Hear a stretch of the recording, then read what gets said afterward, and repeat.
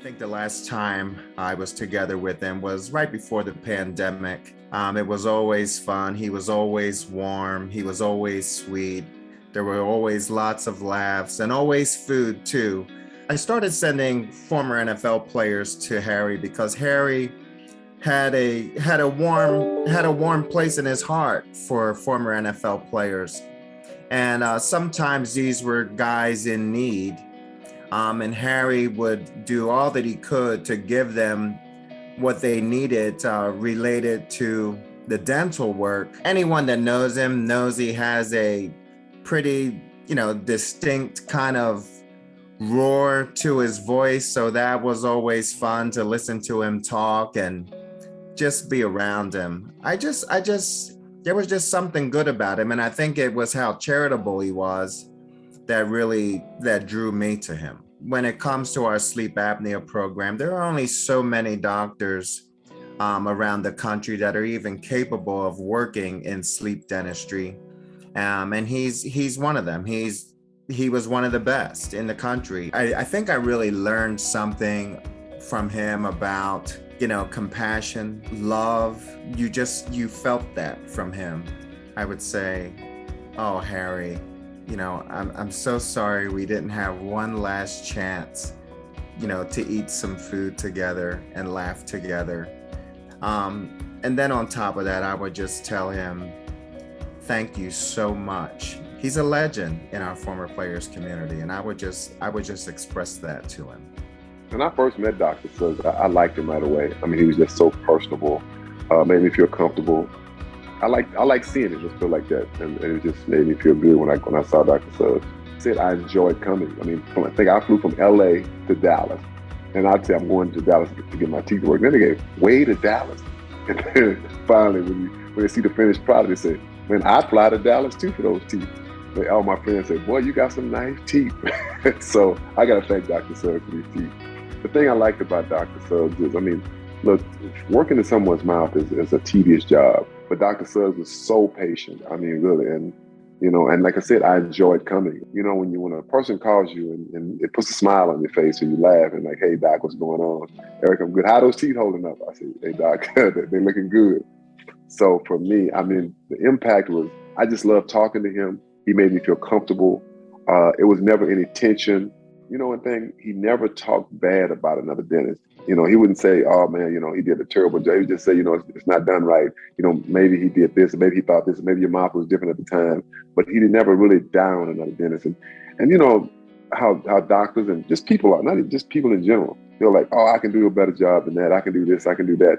That was not the way Dr. Suggs operated. I'd say, Dr. Suggs, thank you for making me have a great smile. Thank you for all the hard work that you did, in my mouth, because I'll never forget it. Every time I look at my teeth, I think about Dr. Suggs. I'll always think about Dr. Suggs. My relationship really was just one where if I ever had a question, I could call. And he was really a great communicator and, just gave me the time of day whenever I spoke with him, which made it always enjoyable. I can remember being in Dallas in a room full of people when he was speaking. He was like the head speaker. And, he was just such a good communicator. And I was like blown away, one with his knowledge and his experiences with people. And so there was no one that brought up anything that he hadn't heard before. It was like old news for him, I think his legacy is helping others. I think he really wanted and enjoyed helping other people get a good night's sleep and live longer lives. I want to carry on his legacy by having a better lifestyle myself and helping other people have it, and encourage people to deal with whatever health problems they're having.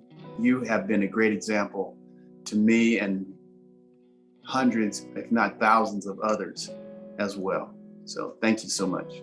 This gab device is something that he had me try. I tried it and it gave me 77% more oxygen in my airway while standing, while just doing my everyday stuff.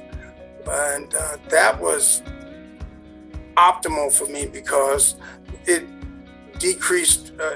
increased my my energy levels, allow me to be more energetic, more vibrant, just to unbelievable how a little change of a difference it made in my life. And I thank Dr. Suggs for that. I just wanted to say that Dr. Suggs impacted not only my life as a former NFL player, but he's impacted Roy Green, Mark Walzak's life, Mike Haynes, Ed Too Tall Jones, Tony Dorsett. He's impacted a lot of lives that are, I'm just naming names just right off the top of my head that I'm naming, but he's impacted hundreds and thousands of lives. I would say, Dr. Suggs, I'm not going to say goodbye. I'll just say that I'll see you later, and we're going to see you again. And I can't wait to see you and hug you and squeeze you, and for us to rejoice and talk about the times that we shared together. And I can't wait to see you again. Harry was always telling me that it was the Lord that saved his life and did so much for him. I didn't believe all that, and it was Harry Sugg who was constantly talking to me about the Heavenly Father and about Christianity. And today I found out that it is all real. It's all genuine and true. But at the time I didn't believe any of it. I was pretty much a self-made guy, so I kind of thought, hey, it's because of me. It's not because of anybody else. I did it all. But I've learned differently. And it was Dr. Sugg that guided the way for me. Dr. Sugg